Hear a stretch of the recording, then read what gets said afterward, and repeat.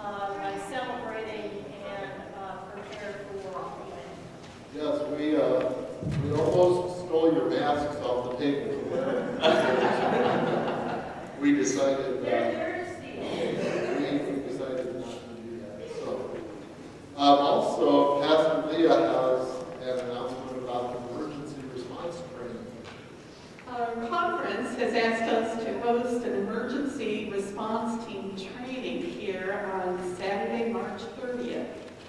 For any person that would like to help in the aftermath of a disaster, you have to come to the training. It's basically all day, and please know that there are all sorts of skills that are needed. The ERTs, the emergency response teams, are part of the second wave of responding to a disaster. After the first responders do their work, then we begin to help with distributing things that are needed immediately for cleanup, also coordinating volunteers and feeding them, feeding people who cannot use their own kitchens, etc., as well as helping with the initial hammers and nails type work. So, if you're interested, we invite you to register. This today and next Sunday will be, there's a table in Hillary Beach, will be there, and please sign up because you are needed. And hopefully we won't have a call for that, but when we do, you are needed. So I invite you to sign up this week. Thank you. It's an awesome way to put your faith into action. Now, next week, another important event is going to happen. That is a time change. And so to help you remember that, we have a little song that you need to sing with us so it gets printed in your brain. Next week, we'll turn your clocks ahead, spring forward. So sing with us this little reminder.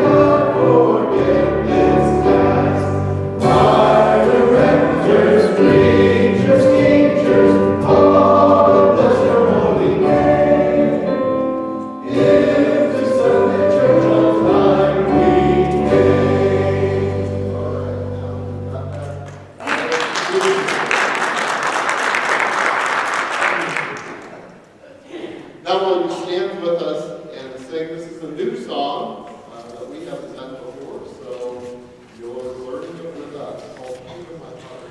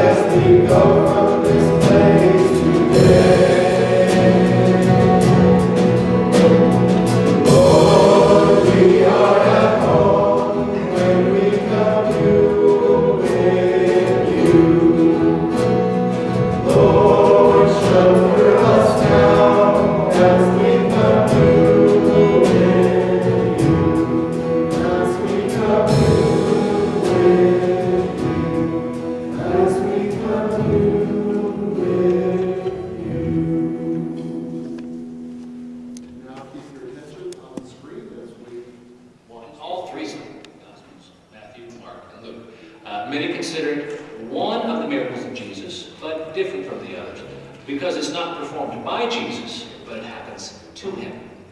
Now, all three gospel accounts tell us that Jesus and three of his disciples, Peter, James, and John, go up on a mountain where the transfiguration occurs. Jesus shines with bright rays of light, or as Matthew chapter 17, verse 2 describes it, and his face shone like the sun, and his clothes became dazzling white. A phrase laundry detergent companies would later borrow. Now, it is this Transfiguration, this miracle that we remember on Transfiguration Sunday. So, when is Transfiguration Sunday? And why do we recognize this event in particular in the life of our church? Now, sounds like you are in the right place to find out, because we are talking about Transfiguration Sunday on this episode of Chuck Knows Church. In the Gospel according to Luke 9, verse 29, the appearance of his face changed. Then in Mark 9, verse 2, quote, and his clothes became dazzling white, such as no one on earth could bleach them, unquote. And then there appeared to the disciples the Old Testament prophets Elijah and Moses talking with Jesus. And, right, just as they were leaving, Peter suggests building 3 dwellings for Jesus, Moses, and Elijah. Now, some theologians interpret this to mean Peter wants to keep the 3 of them together longer.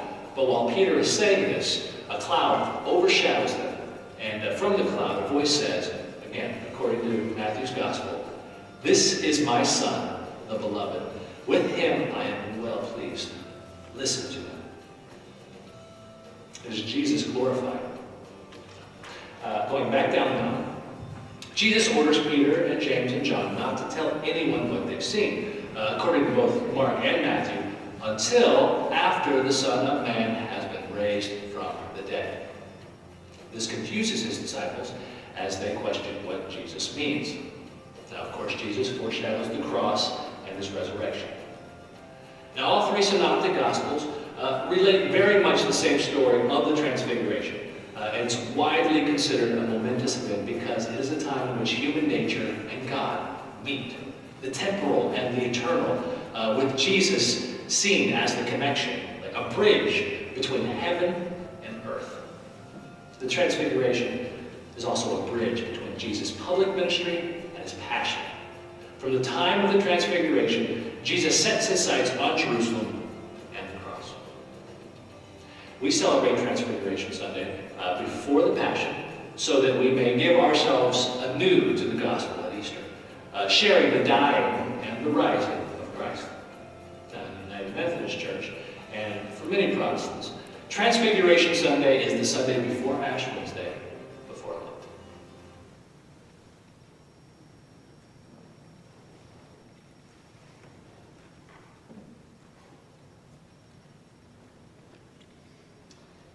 This morning, we're going to hear Luke's account of the Transfiguration, taken from the 9th chapter, beginning with the 28th verse.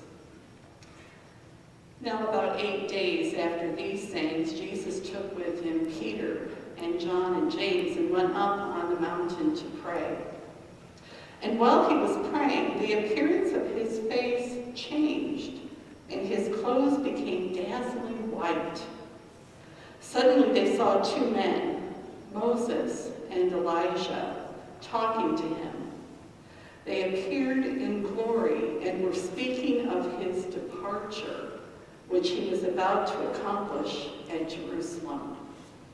Now Peter and his companions were weighed down with sleep, but since they had stayed awake, they saw his glory and the 2 men who stood with him.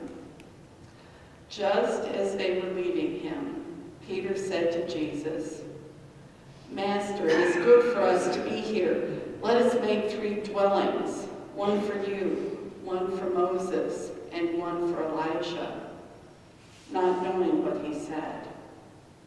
While he was saying this, a cloud came and overshadowed them, and they were terrified as they entered the cloud. Then from the cloud came a voice that said, This is my Son, my chosen. Listen to him. When the voice had spoken, Jesus was found alone, and they kept silent, and in those days told no one any of the things they had seen. On the next day, when they had come down from the mountain, a great crowd met him. Just then a man from the crowd shouted, Teacher, I beg you to look at my son. He's my only child. Suddenly a spirit seizes him, and all at once he shrieks. It throws him into convulsions until he foams at the mouth. It mauls him and will scarcely leave him. I begged your disciples to cast it out, but they could not. Jesus answered, you faithless and perverse generation, how much longer must I be with you and bear with you? Bring your son here. While he was coming, the demon dashed him to the ground in convulsions. But Jesus rebuked the unclean spirit, healed the boy, and gave him back to his father. And all were astounded at the greatness of God. May the Lord add his blessing to the reading and the hearing and the understanding of his holy word. Let us be in prayer. O Lord, may the words of my mouth and the meditations of all of our hearts be acceptable in your sight, you who are rock and our Redeemer. Amen. Most of us have probably seen at least one of the reality shows where there's a big reveal at the end of the episode. There's Ty Pennington on the Extreme Home Makeover, which I understand is coming back for a second go-round. Chip and Joanna Gaines on Fixer Upper. And Ben and Aaron Napier on Hometown. They work with a homeowner. Usually the home looks pretty bad, and after a lot of work, some of it by volunteers, it just is completely transformed. And at the end of the show, when it's first revealed, the expressions, the words that come out of the homeowners are pretty amusing, aren't they? Usually, oh my God is said. Oh wow! And some just cry. It's that unmistakable moment where there is awe. Sometimes the words just don't even do justice to what they feel inside.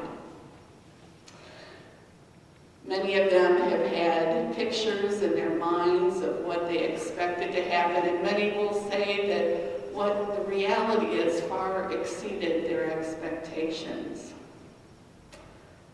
And for many, that sudden reveal, that realization can be awe-inspiring. And it also can literally flood our senses to the point where we really can't grasp all the details of the transformation. This morning, our lesson has Jesus taking Peter, James, and John to the mountain to pray.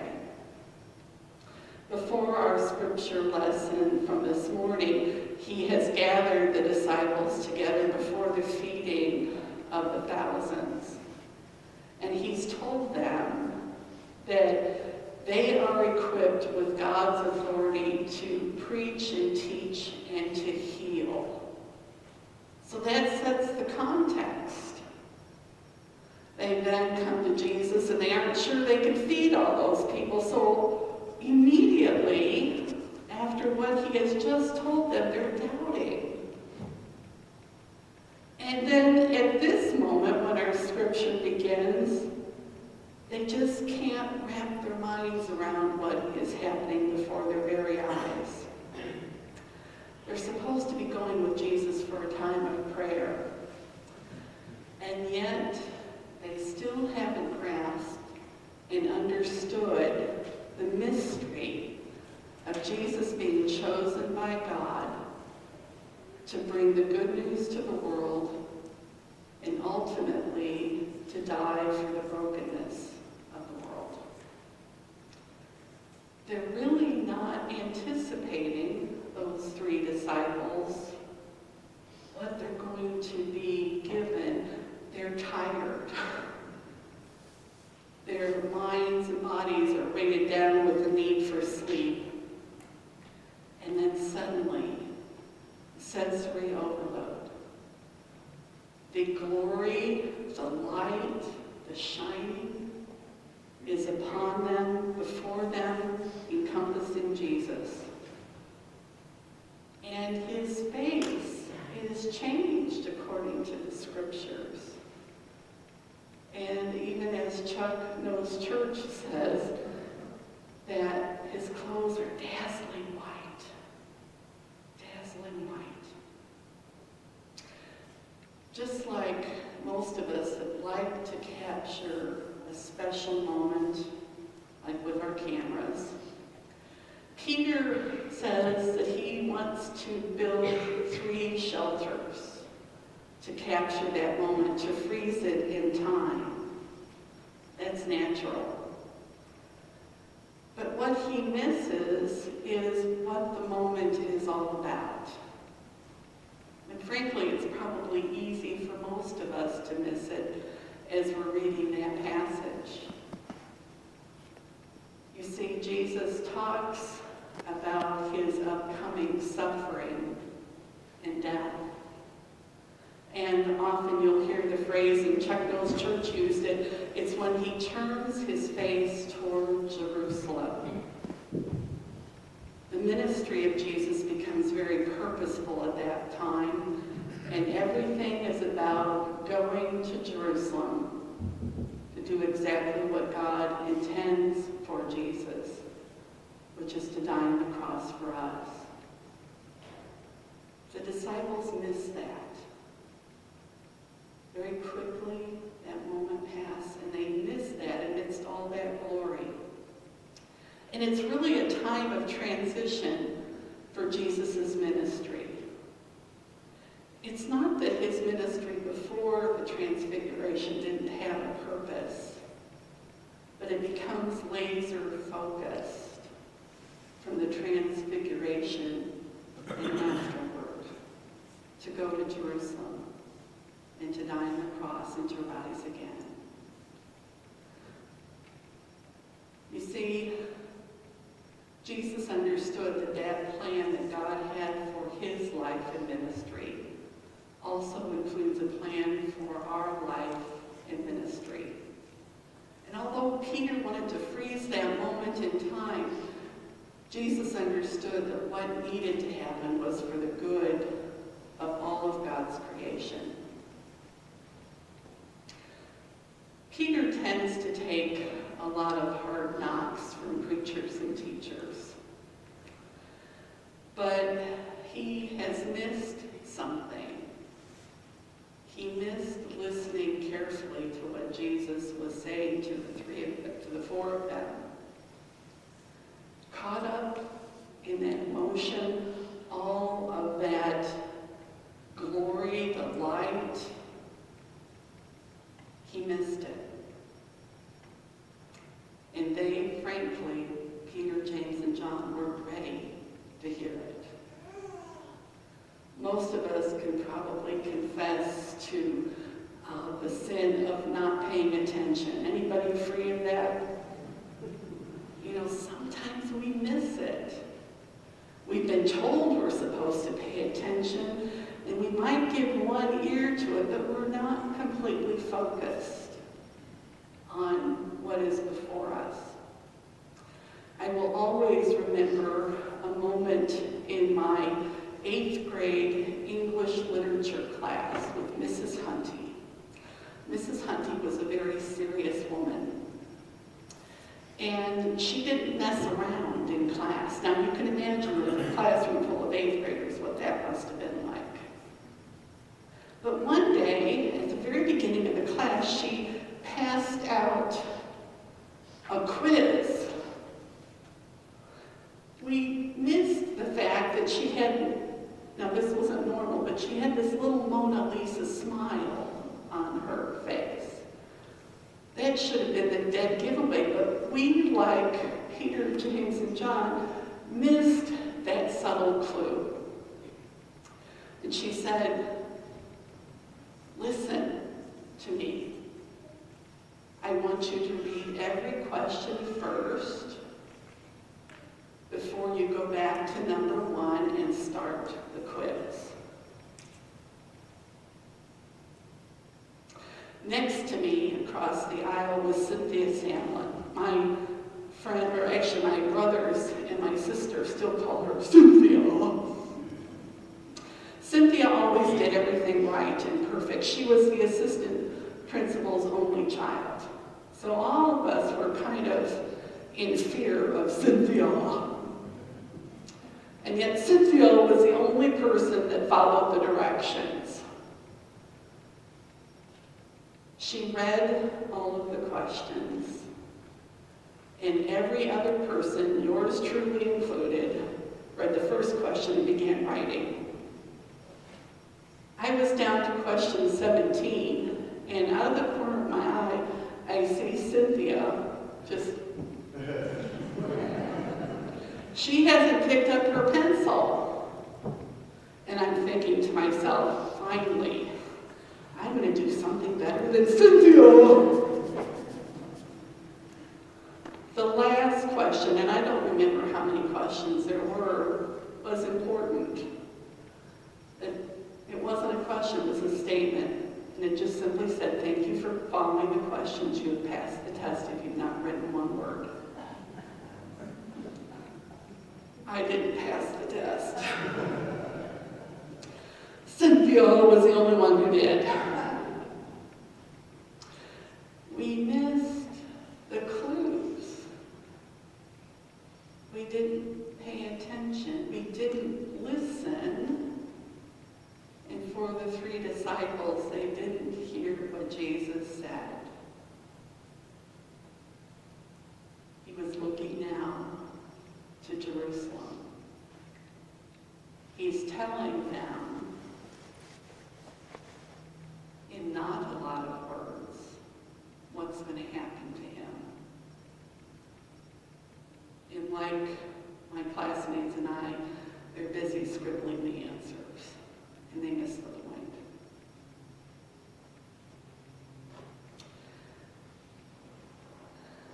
They were led, those 3 disciples, to a place that would be hard to describe to anyone else, to witness the grace of God in all of its splendor, to witness what God was going to be doing through Jesus. And they missed it. They missed comprehending.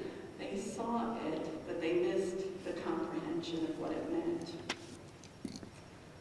But then God speaks, and they're forced to listen, and they're forced to finally do the purpose of their original trip to the mountaintop, which was to pray. The other followers were at the base of that mountain, and there was much